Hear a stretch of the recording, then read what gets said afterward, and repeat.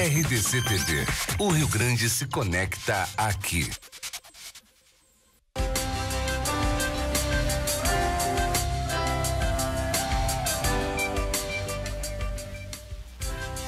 Nossas Histórias conta hoje a história de Cláudia Tondo. Ela é psicóloga, especialização em terapia familiar, mas há 25 anos consultora de empresas familiares e famílias empresárias. Cláudia, como é que se deu a passagem e para um ambiente ainda predominantemente masculino? Sim. Então, a história tem muito a ver com a história da minha própria família, né? Mas começou realmente com casos de terapia familiar.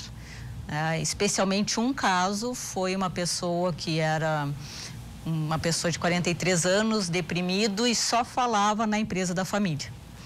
E aí eu fiquei com muita vontade de conhecer a família e conhecer a empresa. Ele tinha se divorciado há pouco tempo, mas só falava na empresa da família. E na época eu era muito jovem e a minha supervisora, né, assim, quando a gente se forma em psicologia tem uma supervisão, disse que eu não poderia ir, né, que não podia romper o setting clínico. Aí no meio tempo eu fiz uma viagem, né, eu fui para os Estados Unidos e falei com uma pessoa que eu admirava muito, um terapeuta familiar, e falei do meu dilema esse, né, que eu queria ir para a empresa, e ele disse, vai, não. E aí eu disse, como assim vai? Ele assim, eu já trabalhei com mais de 200 famílias que têm negócios. E quando eu voltei, então, aí eu fui na empresa, e quando eu cheguei foi muito interessante, coisa para psicólogo muito interessante, né? A sala dessa pessoa, que era meu paciente, tinha uma foto do pai dele, morto há 12 anos, intacta. E ele tinha sentado na cadeira do pai. Então, as reuniões de diretoria, elas eram assim, o que papai teria feito nessa situação? Coisa difícil. Não, era uma indústria, né? As conversas eram que à noite o fantasma do pai aparecia, era uma coisa impressionante, assim, que o pai estava muito vivo, né? E ele estava praticamente morto ali. Então, aquele foi o primeiro caso, assim, que a gente começou a trabalhar, eu nem sabia que existia essa área de empresas familiares. E aí isso me remeteu muito assim à minha história pessoal, né? Meu pai nasceu aqui na colônia italiana, né? Último filho de 8 irmãos e que tinha uma empresa, né? Assim, ele, por ser o último, italianos gostavam muito de que um dos filhos fosse padre e ninguém quis antes. E então ele foi o padre, né? Assim, foi fazer esse seminário, ficou muitos anos fazendo seminário, estudou em São Paulo, mas quando voltou para os negócios da família. E aí se acompanhou muito essa questão da família, né? Do meu pai.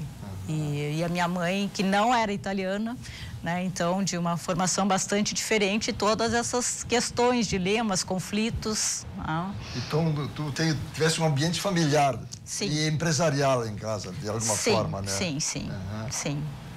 Mas conta um pouco da tua história. Tu és porto-alegrense, sim? Sou porto-alegrense. Como que foi a tua formação? Tu ficasse, estudaste fora, enfim, fizeste o doutorado fora? Sim. Então, sou psicóloga, né? Me formei na URGS, na Federal. Estudei já na aplicação, que era na URGS também, então continuei ali na URGS.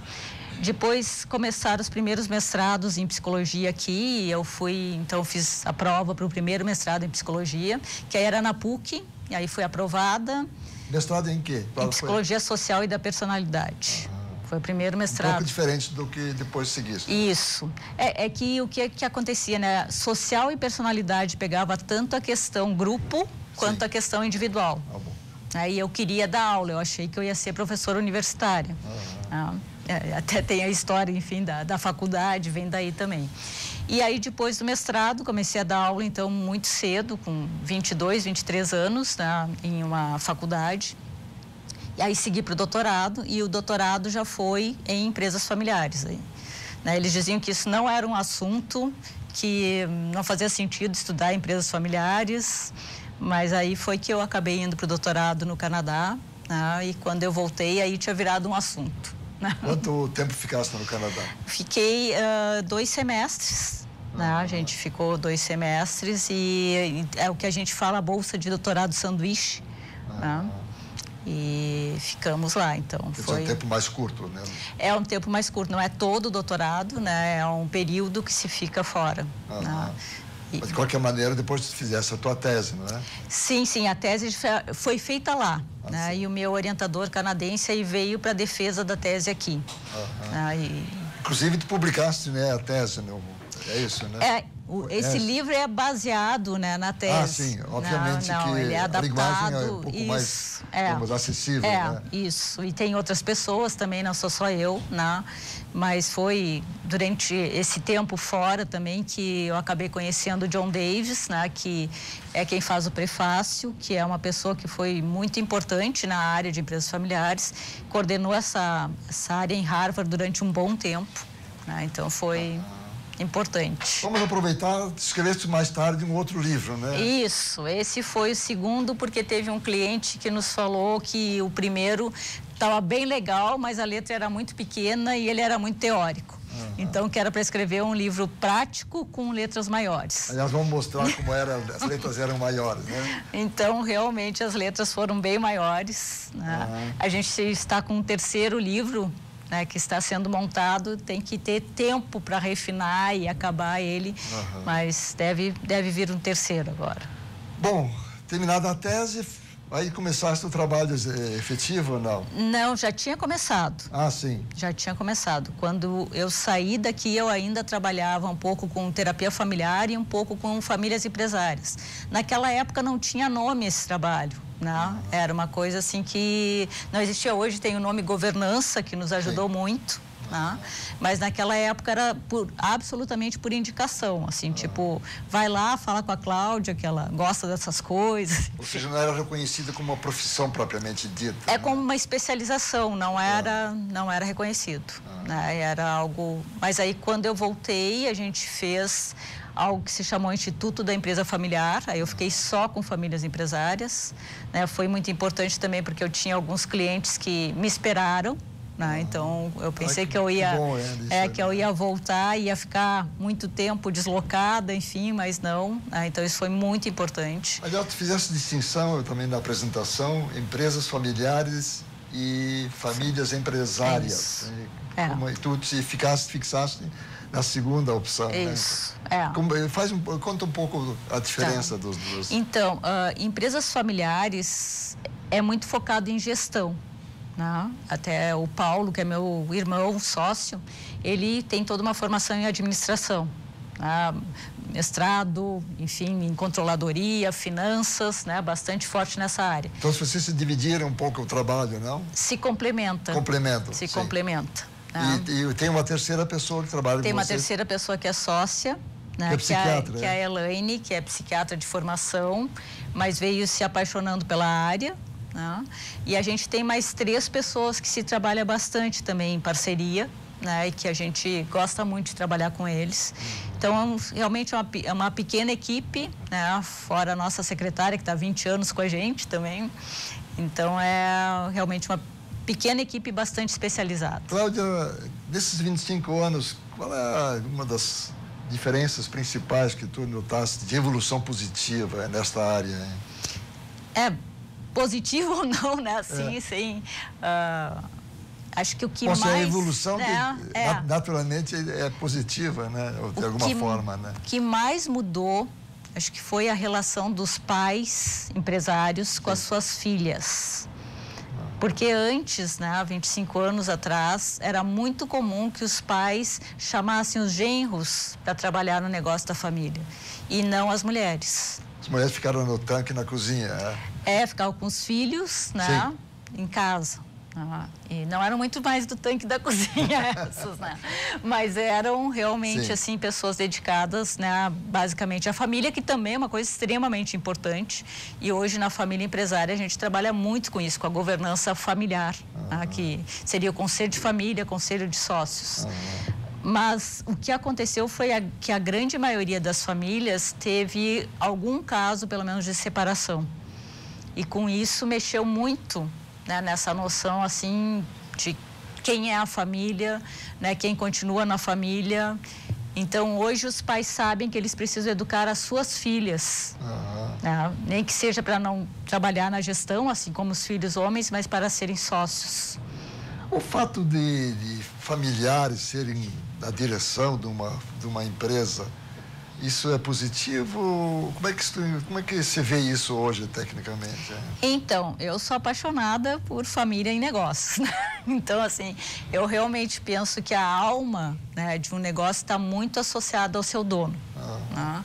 Os valores, o propósito. Mas o ambiente, a conversa não vai ficar a mesma da empresa? Aí se faz um trabalho para separar, né? O que é assunto da família, o que é assunto que deve ser tratado em reunião de negócio e não no almoço de domingo. Pois é. Né? Então, assim, esse muito é o nosso trabalho, né? Distinguir quem tem papel na empresa, aí como executivo, quem tem papel na família e quem tem papel na sociedade. Então, assim, são pessoas, às vezes, muito distintas.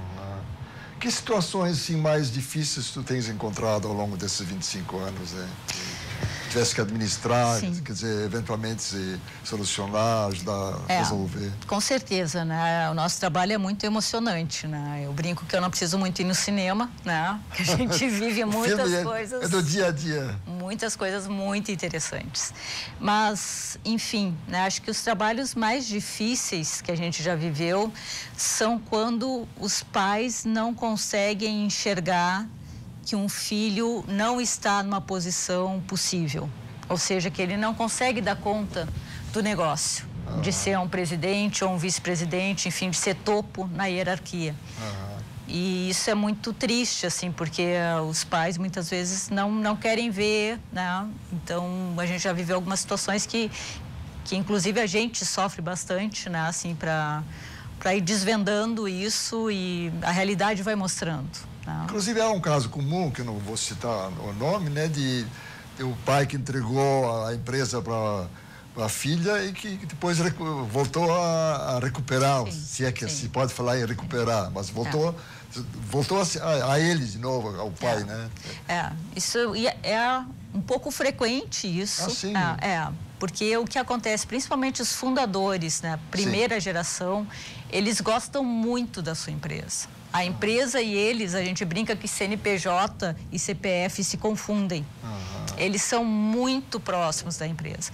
Então, para eles é um grande sofrimento se afastar. E sempre que dá uma brecha, né, em um processo sucessório, muitas vezes, na maioria das vezes, quando dá uma brecha, eles querem voltar. Então, realmente se tem que trabalhar bastante com a geração sênior, né, e com a nova geração, no sentido de que o processo realmente continue apesar das dificuldades. Né? Cláudia, nós vamos fazer um intervalo e na volta eu queria saber um pouco como é a entrada da segunda geração na empresa. É interessante que ela trabalhe, digamos, o filho trabalhe em outras empresas antes de entrar na empresa do pai ou da família. Eu acho que é uma coisa muito importante e tenho visto que hoje é bastante comum que trabalhem fora.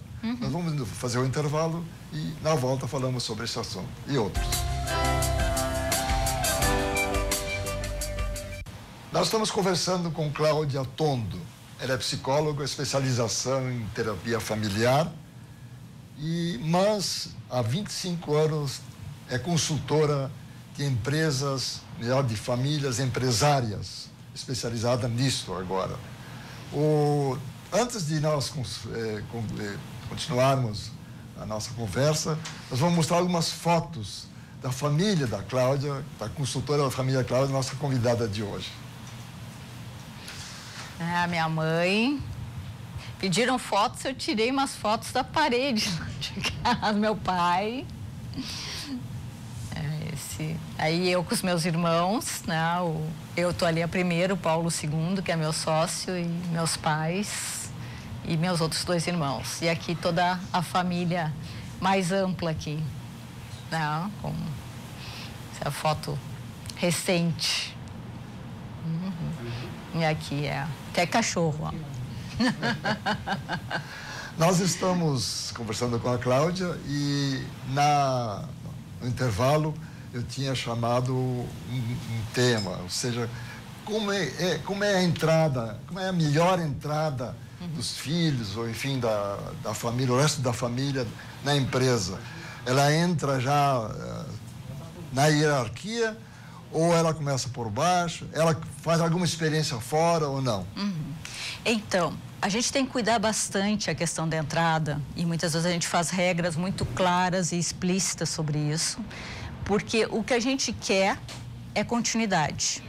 E para ter continuidade na empresa, a gente precisa de pessoas que tenham mérito para ocupar essas posições. Quando a gente avalia uma pessoa se pode ser um sucessor, a gente vê a trajetória dessa pessoa, o que realmente ela fez.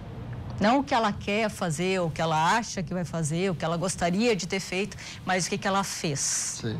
Porque a liderança é algo que existe na prática.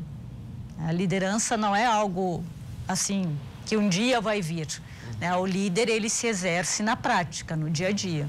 Então, a gente precisa realmente detectar se existem pessoas assim, se não existem pessoas assim na família, o que a família quer fazer, se ela quer continuar os negócios, se tem pessoas não familiares que têm habilidade e que se destacaram ao longo do tempo em sua liderança. Ou seja, um trabalho preventivo, antes que dê errado, por exatamente, exemplo. É exatamente isso. Então, o que acontece? A gente colocando regras de entrada, a gente realmente quer valorizar a meritocracia. Muitas vezes, então, a gente realmente incentiva que desde pequenos existam eventos da família em que as crianças são convidadas para virem na empresa, para entenderem o que faz a empresa, que produto, onde aparece a empresa no mercado, enfim. Eu tenho uns clientes que quando eles chegam no shopping, eles dizem assim para os filhos, o que a gente pode vender aqui? Que interessante. Em vez de o que você vai comprar, o que a gente pode vender aqui. Tá certo. Então, essa questão de educar para o empreendedorismo, educar para negócios. Isso é muito, muito interessante. Mas tem um período que a gente realmente indica que as pessoas têm uma experiência de trabalho fora. Por quê? Porque é muito difícil aprender a trabalhar direto com os pais. Questões básicas, tipo assim, horário, sim, vestimenta, disciplina, assim, respeito, isso. Coisas assim que são muito básicas, mas que dentro da família é diferente. Então, assim, saber que posição você está ocupando na empresa. Você é filho, você é filha, mas ali na empresa, não. Ali você é um profissional. Isso já está ficando mais comum agora, né? Eu tenho visto, pelo menos em grandes grupos, assim, que tem... Acho que eles também devem ter alguma consultoria que os orienta nesse sentido, né, com Cláudia? certeza, com certeza. E, assim, empresas médias também, elas hoje estão bastante preocupadas. A partir de uma segunda geração, ou seja, quando a empresa tem sucesso suficiente para a entrada de uma segunda geração, as pessoas começam a se preocupar. Terceira, quarta, quinta geração também. Aí, com certeza, sem um trabalho mais explícito, é difícil. Cláudia, que outras situações que você gostaria de destacar que são importantes, assim, que tu tivesse ao longo dos 25 anos? Então, a gente hoje trabalha de Recife a Montevidéu, A gente está com casos realmente, ao longo do Brasil. São diferentes as situações ou a história se repete? Se repete bastante. Se repete, né? Se repete bastante. Uma vez, quando eu estava dando aula no IBGC, que o IBGC é o Instituto Brasileiro de Governança Corporativa. É professora lá também. Conta um pouco da tua história, dos casos, certamente, né? Mas foi muito interessante, porque no meio da aula uma pessoa disse assim, eu vim para esse curso, que era sobre empresas familiares, mas eu estou me sentindo aqui como nos Alcoólicos Anônimos, porque todo mundo tem o mesmo problema do que eu. Então, assim, realmente tem muita coisa que se repete. Eu faço parte de uma outra organização que é o FBN, que a sede é na Suíça, mas a gente tem um capítulo Brasil aqui. FBN é Family Business Network. E nos congressos internacionais do FBN é assim, alguém da Índia e alguém dos Estados Unidos falando sobre a mesma coisa. Os mesmos dilemas de família empresária, as mesmas questões, quem fica, quem sai, quem exerce posição. Digamos, de todos os casos, eu chamaria de taxa de sucesso, mas talvez a expressão seja muito forte, né? De qualquer maneira, Você tem conseguido, vocês, como consultores, tem uma empresa, portanto, também, né? Tem conseguido resolver os problemas, alguns problemas cruciais? Vocês discutem entre vocês muito ou não? Como é que é? Como é que funciona na prática? O processo, né? Isso. Então, tem casos muito, muito bonitos, assim. Tem casos que realmente se chegou a soluções, assim, que a gente não esperava no início. O que é mais complicado é quando realmente os casos já chegam com um conflito muito instalado, né? Assim, teve um caso que uma vez a gente começou, era um irmão e 4 advogados, porque os outros não queriam se ver. Tá? Então, realmente, né, aí a gente fez o trabalho, mas para eles se separarem, para não ficarem juntos.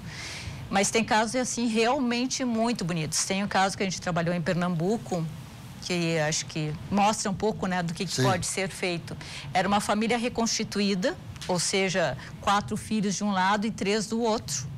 E a pessoa que iniciou a empresa era o pai. Né?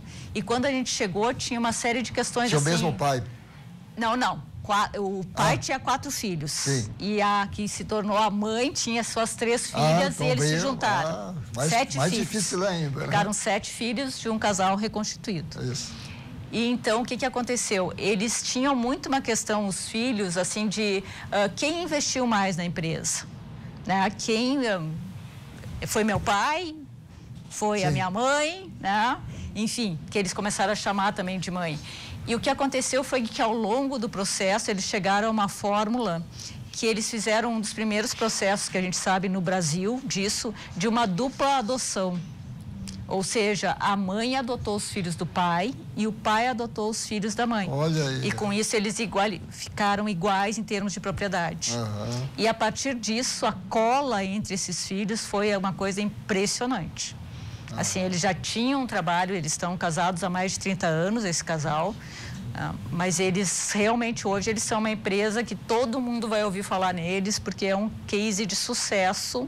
Eles estão assim decolando com crise, com tudo, e eles crescem 30% ao ano. Cláudia, nós temos pouquíssimo tempo. Rapidamente, a sucessão é uma coisa difícil também. Agora, digamos, quando o pai sai por algum motivo, ou se aposenta, ou enfim, morre. Como é que vocês resolvem esse problema? Gente, no início, trabalhava muito com sucessão por morte, realmente. Né? As pessoas não tinham a prática preventiva, então acabava ocorrendo trabalhos por morte. Hoje tem muita prevenção, tem bastante gente fazendo um trabalho em que gradualmente vai ocorrendo uma sucessão.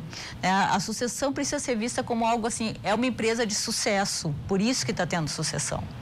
Se fosse uma empresa fracassada, ela teria parado. Ela só existe a sucessão porque a empresa teve sucesso. Então, assim, os pais entenderem, né, que eles estão passando algo construído com muito suor, com muito trabalho, mas que os filhos vão cuidar, seja como executivos, seja como donos, sócios. Isso é uma coisa assim que é muito bonito quando eles conseguem ver a obra deles sendo continuada. Algumas frases sobre o futuro, a perspectiva da consultoria. Então, né, assim, em tempos de crise a gente atende casos mais difíceis, porque quando falta dinheiro, né, as famílias brigam. Sim. E em tempos assim de mais fartura, mais prosperidade, né, a gente tem trabalhado com várias famílias que conseguem, sim, no Brasil, ter bons negócios e continuar crescendo. É uma coisa muito interessante. Isso existe, isso é real. Né? A gente tem muita coisa muito interessante nesse país. Mas você sente que realmente foi um trabalho que vocês conseguiram com a ajuda, obviamente, A gente é instrumento, né? A gente, quem faz as decisões e os caminhos é a própria família. Né? Mas uma vez teve, acho que é uma das coisas que eu mais achei bonito, que uma pessoa disse para minha filha, disse assim, tu sabe quantos 1000 empregos a tua mãe já ajudou a salvar? Que legal, né? Foi bem bonito, assim. Cláudia, terminou.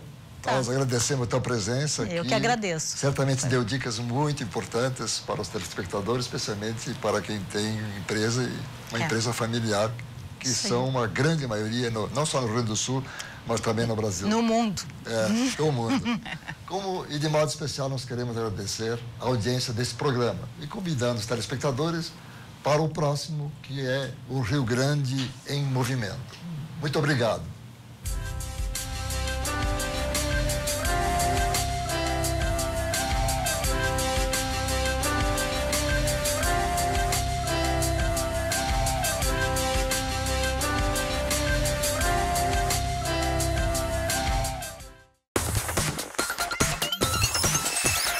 RDC TV.